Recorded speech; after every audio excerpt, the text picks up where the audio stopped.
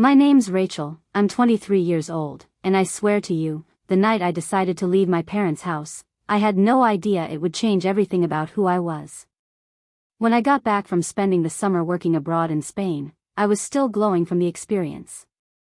I had saved enough money to finally start figuring out my future. Travel had given me confidence I never had before. But the moment I walked into my childhood home in Dayton, Ohio, everything changed. My suitcase barely hit the floor before I noticed something was off. My room, my sanctuary since I was 12, was stripped bare. My clothes, books, pictures, even my high school trophies, were stuffed into cheap cardboard boxes stacked in the hallway. Mom? Dad? I called out, trying to laugh it off, thinking it had to be some kind of renovation project or surprise. But when they came downstairs, their expressions weren't apologetic or excited. They were cold. "We rented your room," my dad said flatly, like it was the most normal thing in the world. "To who?" I demanded, my heart pounding. "A guy from your dad's job," Mom answered. "He needed a place, and the extra money helps. You can sleep in the garage if you want, or you can leave." I swear, my ears rang after she said it. Like a buzzing that wouldn't stop. I thought it was a sick joke, but their faces told me it wasn't. They had actually given away my space, my home, to a stranger. I was disposable to them. That night, I packed everything I could fit into my old Honda Civic and drove away. I didn't even have a plan. Just anger. And a quiet, suffocating hurt that I tried not to let swallow me whole. Fast forward 1 year later. I had built something for myself. A small apartment, 2 jobs, and a sense of independence that no one could rip from me again. But then, just 2 weeks ago, I woke up to 47 missed calls from Mom. My stomach turned when I saw the text that followed. "Please come back." And that's where everything started again. When I saw those words on my screen, "Please come back," I just stared at them for a long time. My chest felt tight, and for a moment, I thought maybe it was some kind of mistake. My mom wasn't the type to beg. She was proud, cold, and always wanted to have control. The fact that she had called me 47 times and sent that message meant something serious was going on. But instead of rushing to dial her back, I just sat on the edge of my bed in my tiny apartment in Columbus. A year ago, I would have jumped. I would have bent over backward to please them, to be the daughter they wanted me to be. But not now. Not after they had shoved me out like I was some burden they were finally relieved to be rid of. I went about my day in silence, working my shift at the cafe where I'd been pulling long hours since last fall. Every time I checked my phone, another missed call. Another text. "Rachel, please. We need you. Rachel, your father isn't well. Rachel, just come home." That last one sat in my head like an echo. Your father isn't well. He and I had always been closer than Mom and I. He wasn't perfect, but he wasn't cruel either. He worked long hours, rarely spoke up against her decisions, but at least he looked at me like I mattered. That night, I didn't sleep. I kept replaying the moment they told me to leave, how small I felt hauling boxes into my car while some stranger was probably moving his things into my old room. I clenched my fists at the memory. The anger had never fully left me, it just simmered, waiting. But now they wanted me back. Why? What happened in that house that suddenly made me necessary again? By the 3rd day, after ignoring call number 112, I finally caved. Not out of forgiveness. Not out of love. But because I wanted answers. If they thought they could discard me and then snap their fingers when it was convenient, they were about to learn how wrong they were. So I texted back just 2 words. "I'm coming." The drive back to Dayton felt heavier than any road trip I'd ever taken. It was only about an hour and a half from Columbus, but the miles stretched like they were mocking me. My hands gripped the steering wheel, knuckles white, and I couldn't shake the mix of dread and anger coiling in my chest. The closer I got to my parents' neighborhood, the more familiar everything looked. The corner gas station, the old church where I used to ride my bike past on summer mornings, the park where Dad once taught me how to throw a softball. For a moment, nostalgia tugged at me, and I hated myself for it. When I finally turned onto Sycamore Lane, I slowed the car. Their house stood at the end of the cul-de-sac, just like always. But something was off. The yard was overgrown, weeds spilling onto the sidewalk. The paint on the porch railing had chipped, and the curtains in the windows were drawn tight, even though it was the middle of the day. I pulled into the driveway, and before I even shut off the engine, the front door opened. Mom stood there. Her once perfectly styled hair was a mess, her face drawn and pale. She looked 10 years older than when I had left. For the first time in my life, she didn't look like the woman who controlled everything around her. She looked desperate. "Rachel," she breathed, stepping outside. I didn't move right away. I just sat there, staring at her, letting the silence drag. She flinched, as if my coldness cut her, but I couldn't bring myself to soften. Finally, I got out of the car. "What do you want?" I asked flatly. Tears welled in her eyes, and she grabbed my hand before I could pull away. "It's your father. He's sick. He's not the same." I followed her inside, the smell of stale air and dust hitting me instantly. The house that once felt so suffocatingly tidy was now a mess, papers on the table, dishes in the sink, boxes stacked in the hall. And there, slumped in a recliner in the living room, was Dad. He looked frail, thinner than I remembered. His skin was pale, his eyes hollow. But when he saw me, a flicker of light sparked in his face. "Ratch," he whispered, his voice weak but full of something real. Relief. That's when I knew, something had broken in this house while I was gone. And for the first time in a long time, I held the power to decide what happened next. I sat across from Dad in the living room, my arms crossed, trying not to let the sight of him undo me. He was so different, his once broad shoulders now slumped, his voice barely carrying. But his eyes, those soft brown eyes, still had the same warmth I remembered. "Dad, what happened?" I asked, my voice sharper than I intended. He looked down at his hands, trembling slightly, and Mom spoke before he could answer. "He's been in and out of the hospital. Heart problems. Stress." She swallowed hard. "The medical bills, they piled up. That's why we had to rent your room last year. We didn't tell you because you didn't care," I cut her off, my throat tight. "You didn't care enough to be honest. You just kicked me out." She winced, but didn't argue. Then Dad's weak voice broke through the tension. "Rachel, the man who stayed here, his name was Mark. At first, it seemed fine. He paid rent, he kept to himself. But then, things changed." Something in his tone made me sit up straighter. "Changed how?" Dad's gaze flicked to Mom, then back to me. "He wasn't just renting a room. He started interfering. In everything.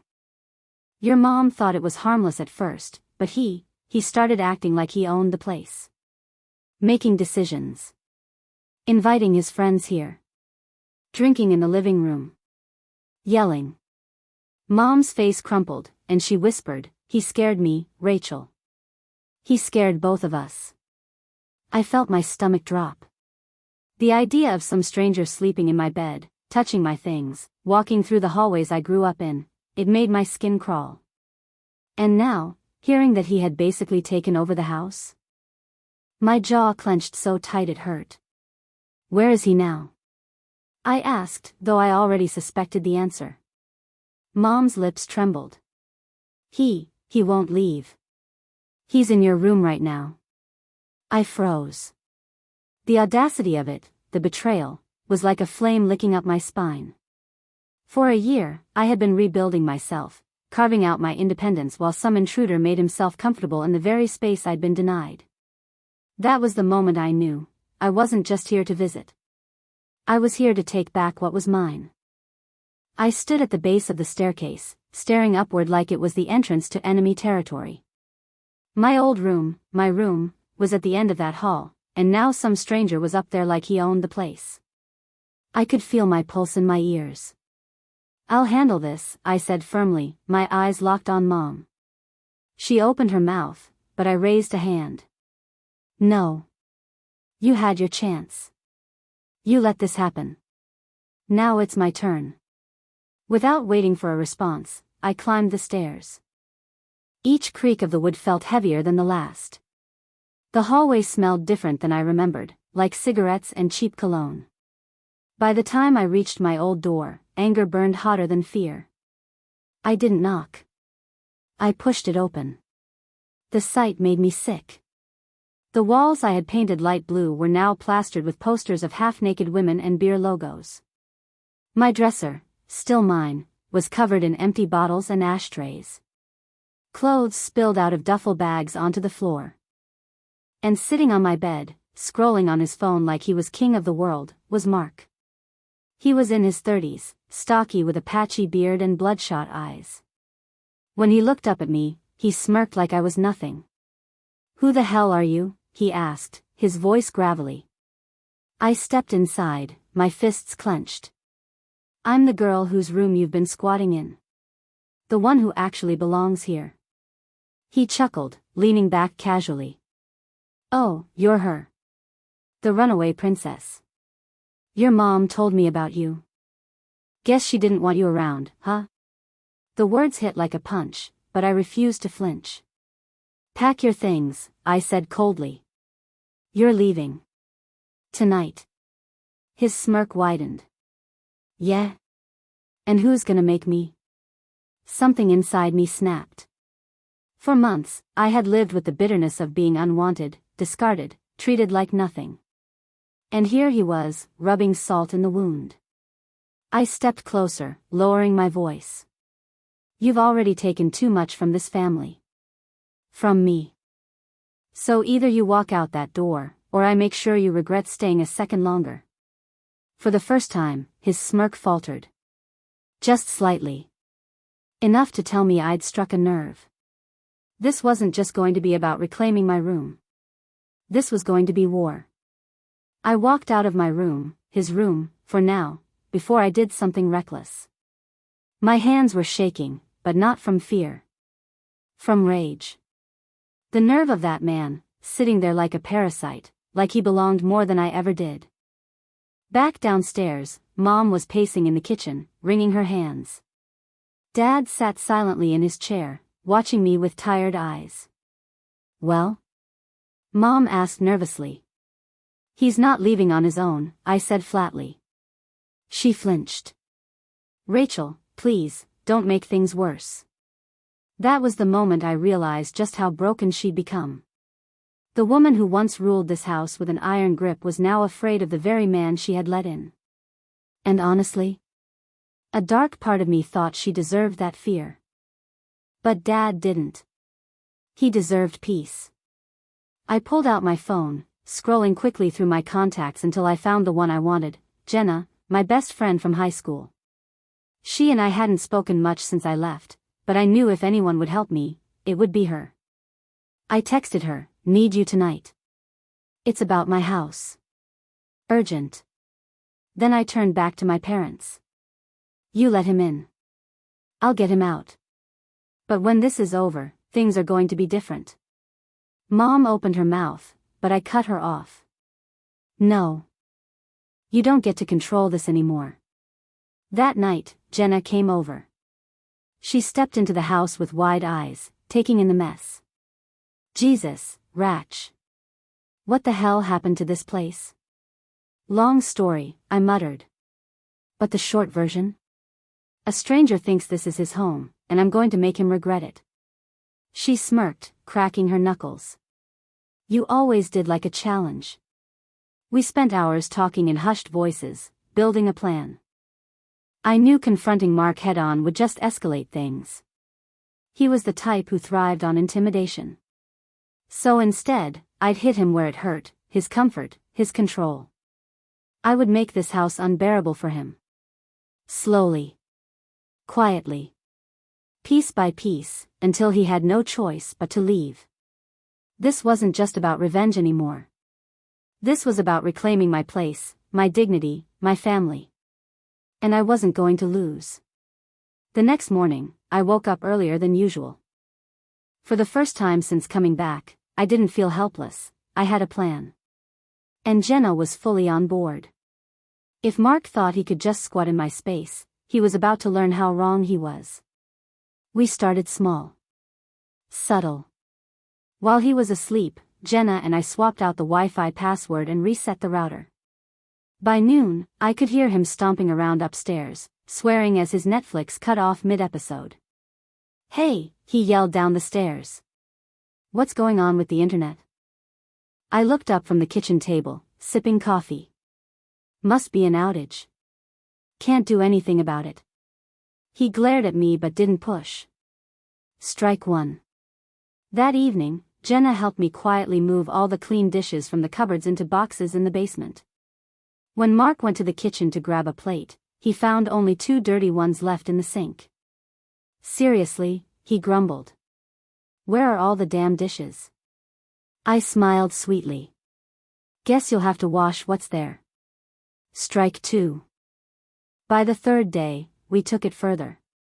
While he was out drinking with his buddies, we locked the fridge with a child safety strap Jenna had picked up at Walmart. It wasn't hard to install, and when he stumbled in at midnight looking for food, the sound of him yanking on the fridge door made me grin into my pillow. The more frustrated he got, the more power I felt returning to me. For the first time since being shoved out of this house, I was in control. But it wasn't just about the pranks or sabotage. Every time Mark got angrier, Mom flinched. And I saw something shift in her eyes, like she was remembering what it meant to feel afraid of the wrong person, not her own daughter. That's when I realized, this wasn't just about making him leave. It was about reminding my parents, especially my mom, of the mistake they'd made. Letting a stranger take my place had cost them everything, and I was going to make damn sure they never forgot it. By the end of the week, the tension in the house was unbearable, and that was exactly what I wanted. Mark was unraveling. Every time I passed him in the hallway, he muttered under his breath. Every time he stormed into the kitchen, he slammed cabinets or cursed loud enough for everyone to hear. But what struck me most was how my parents reacted. Dad, too weak to do much, mostly stayed quiet, though I caught him smirking once when Mark complained about the Wi-Fi. Mom, on the other hand, was caught in the middle. She tried to keep the peace, but the truth was written all over her face. She regretted letting this man into our lives. Good. On Friday night, Mark finally snapped. He barged into the living room while I was helping Dad adjust his blanket, his face red, a half-empty beer in his hand. "All right, I've had enough," he barked, pointing at me. "Since little Miss Princess showed up, everything's gone to hell in this house. The internet's gone, food's locked up, and half my stuff's been moved. You think I don't notice?" I stood up slowly, meeting his glare head-on. "Funny. I thought it was my stuff you've been living with. My bed. My dresser. My room." His lip curled. "Your mom let me stay. You left. This is my space now." That was it, the line that shattered whatever patience I had left. I took a step closer, my voice low and steady. "No, Mark. It was never your space. You're a parasite. You feed off people who are too weak or too scared to fight back. But I'm not scared of you." His smirk faltered, just a little. "You've got 2 options," I continued. "You can pack your things and leave on your own, or I make sure every cop in Dayton knows you're squatting here, drinking, and harassing a sick man in his own home." For the first time, silence filled the room. He didn't laugh. He didn't sneer. He just stared at me, his jaw tight. And in that moment, I knew, I'd finally turned the tables. But something told me this wasn't over. Not yet. I expected Mark to blow up right then and there, maybe even take a swing at me. But he didn't.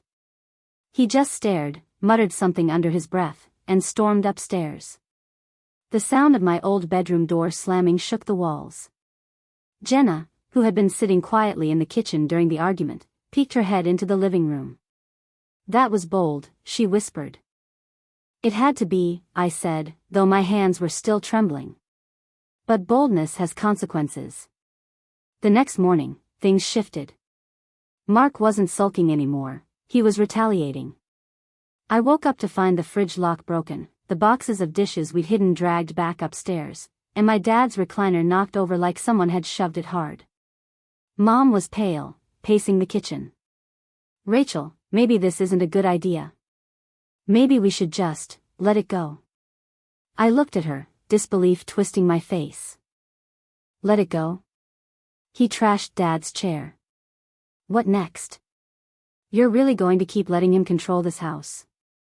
Her lips trembled, but she didn't answer. I realized then that Mark wasn't going to leave peacefully.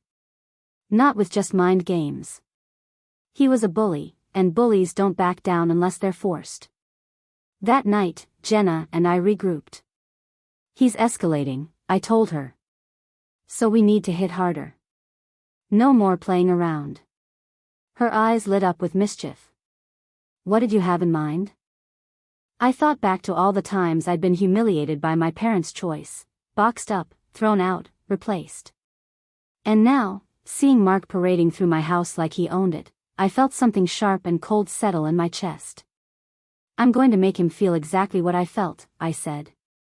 "Unwanted. Cornered. Like the walls are closing in. He's going to regret ever stepping foot in this house." Jenna grinned. "Now we're talking." It was no longer about sabotage. It was about war. And this time, I wasn't fighting just for myself, I was fighting for Dad, for the house, for everything that had been stolen from me.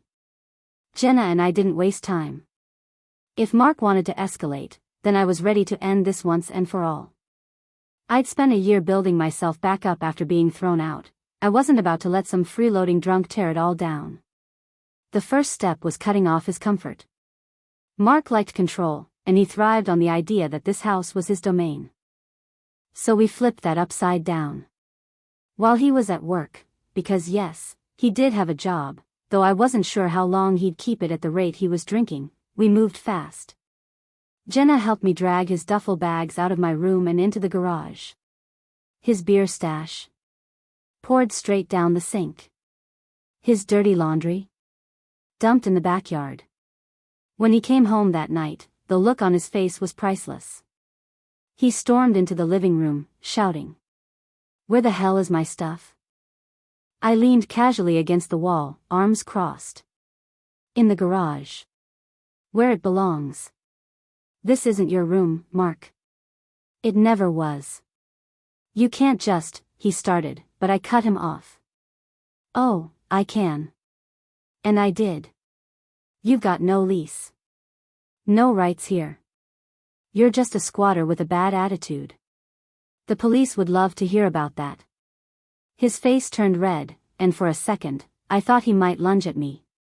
But Dad spoke up for the first time in days, his voice weak but firm. "She's right, Mark.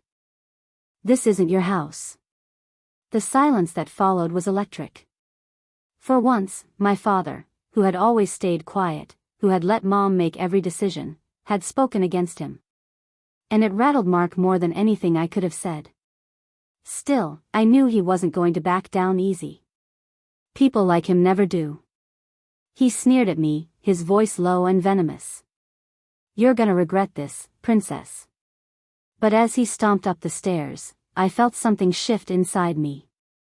I wasn't the girl who had driven away crying a year ago. I wasn't scared of being unwanted anymore. Now, I was the one holding all the power. And I was ready to use it.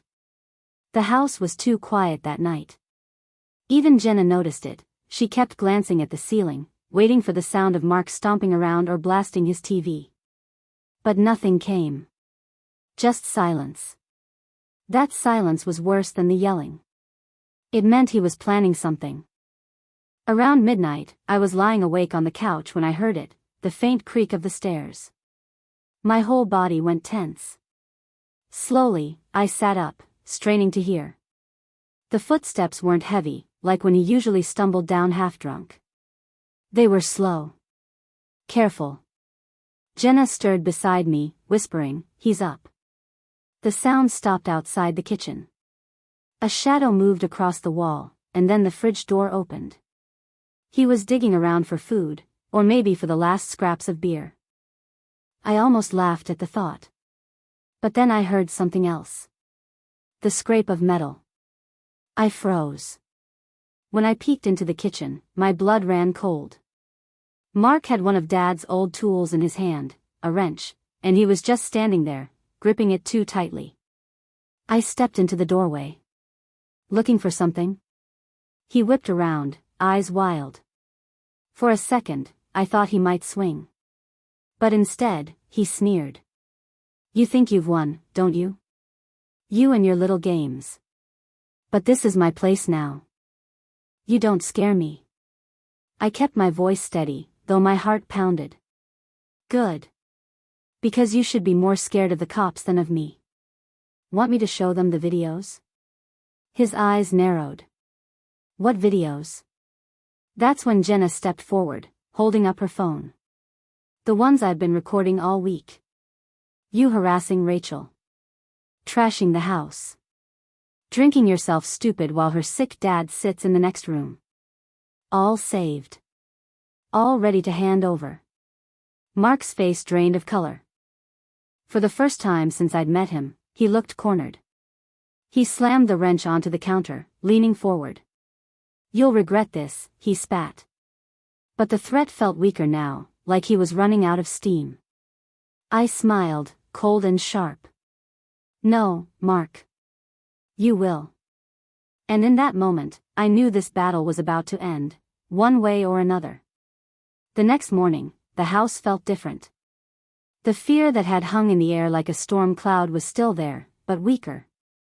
Mark avoided me at breakfast, sitting in the kitchen with bloodshot eyes and a scowl.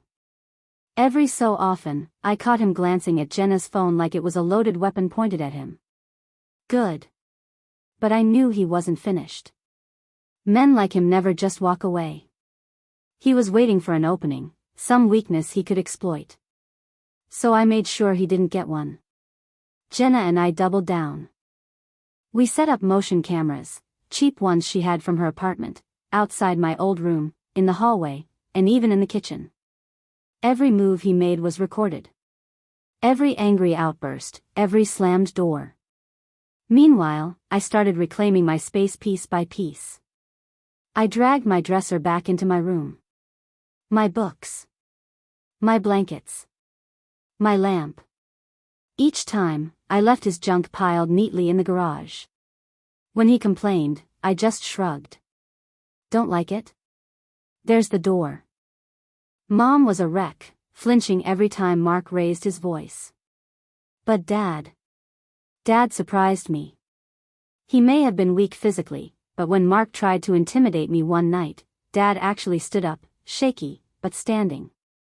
"Enough," he rasped. "This is my house. My daughter's house. You don't belong here." Mark sneered but said nothing. And that silence told me everything. He was losing control. By the weekend, Jenna and I were ready to deliver the final blow. She sat across from me at the kitchen table, her grin sharp. "So, do we send the videos to the landlord? The cops? Or do we make him sweat a little longer?" I thought about it. About the humiliation I had carried for a year, the anger that had fueled me since the day I left. "No," I said finally. "We don't just kick him out. We make sure he never forgets what happens when you try to steal what isn't yours."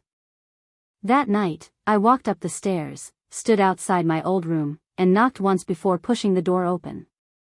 Mark sat on the bed, staring at me like he'd been waiting. His eyes were bloodshot, his jaw clenched. "You ready to go?" I asked coolly. His lip curled. "You really think you've beaten me, don't you?" I stepped forward, holding Jenna's phone up like a badge of honor. "No, Mark. I know I have." The room was heavy with tension. Mark sat on my bed, like a squatter king, but I could see the cracks in his bravado. His leg bounced, his fingers twitched against his thigh. He was nervous, though he'd never admit it. "You've been nothing but a thorn in my side since you came back," he spat. "Your parents didn't even want you here. They told me." The words stung, but I didn't flinch. Not this time. Yeah, they made a mistake. A big one. But mistakes can be fixed. And you? You're the biggest mistake of all. I set Jenna's phone on the dresser, screen facing him, the videos ready to play. Clips of him drunk and shouting. Clips of him threatening me. Clips of him breaking things. His face was in every frame, his voice in every word. "You've got two choices," I said coldly. "You walk out of this house right now, with your trash in the garage, and I delete these videos. Or I send them to the cops, your job, and every contact I can find attached to your name." His jaw tightened. "You wouldn't try me." For a moment, I thought he might explode, lunge at me, try to grab the phone. But instead, he laughed. A short, ugly sound. "You're just like your mother. Think you can control everything." I stepped closer until I was just a foot away, staring him down. "The difference is, she handed you this house. I'm taking it back." Something in his face broke then. His smirk faded, replaced by something smaller. Defeated. "You think you've won," he muttered, grabbing his duffel bag from the floor. "Fine. I'll go. But don't think this is the last you'll see of me." I didn't move as he shoved past me, his bag slamming into my shoulder. I just watched him stomp down the stairs, the sound of the front door slamming echoing like a gunshot. The house was quiet again. Too quiet. Jenna came up behind me, her eyes wide. "Ratch, you did it. He's gone." But I didn't celebrate yet. Because deep down, I knew people like Mark didn't leave clean. There was always something left behind. Always a mess to clean up. And this wasn't over until I made sure he stayed gone, for good. The silence after Mark slammed the door was deafening. I stood frozen at the top of the stairs, waiting, half expecting him to storm back in, fists swinging. But he didn't. His car roared to life, tires squealed against the pavement, and then he was gone. Mom exhaled shakily, leaning against the wall. "Rachel, what did you do?" I turned to her, my voice sharp. "What you couldn't. What you wouldn't. I ended it." She flinched, but didn't argue. That night, I didn't sleep. I sat in the living room with Jenna, watching through the blinds in case he circled back. Around 2 a.m., I finally said what had been gnawing at me all evening. "He's not done. Guys like that, they always come back." Jenna nodded, serious. "Then we make sure he can't." The next morning, I got to work. I called the locks company and had every door in the house rekeyed by noon. We installed deadbolts, security cameras outside, and motion lights around the perimeter. Every precaution I could think of went into place. But it wasn't just about safety. It was about reclaiming ownership. About making this house mine again. Later that afternoon, Dad called me over to his chair. His hand shook as he reached for mine, but his grip was steady enough. "I'm proud of you," he whispered. "You did what I couldn't. You protected us." Those words almost undid me. I had spent years feeling like I wasn't enough for them, like I was disposable. Hearing my father say that, finally, after everything, lit a fire in me that nothing could put out. As for Mom, she stayed quiet, watching me with a look I couldn't quite read. Guilt, maybe. Or regret. Either way, it didn't matter anymore. I wasn't doing this for her. That evening, Jenna and I went into my room and started cleaning. We scrubbed the walls, replaced the bedding, burned incense to chase out the stale stink of beer and smoke. With every wipe of the sponge, every bag of trash hauled out, I felt lighter. By the time the sun set, my room looked like mine again.